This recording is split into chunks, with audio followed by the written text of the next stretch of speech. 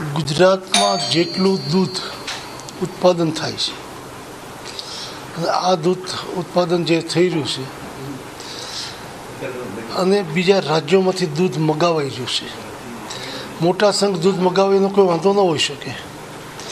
પરંતુ વધારાનું દૂધ મગાવીને એનો પાવડર બનાવવામાં આવે અને પાવડર વેચવા માટે જાય તો પૂરતી કિંમત ના આવે, જેથી કરીને સ્થાનિક દૂધવાળાઓને જે નાની જિલ્લાની દૂધ મંડળીઓ હોય એમને પૂરતા ભાવ ન મળે એ સ્થિતિ સર્જાય છે. એટલા માટે કે પાડોશી રાજ્યમાંથી જે રીતનું દૂધ જરૂરિયાત કરતાં પણ વધારે આવી રહ્યું છે અને એ દૂધ ખપતમાં આવી જાય તો કોઈ વાંધો નથી, પણ એનો પાવડર એટલે સરકારે કેટલું દૂધ વધારાનું બહારથી આવે છે,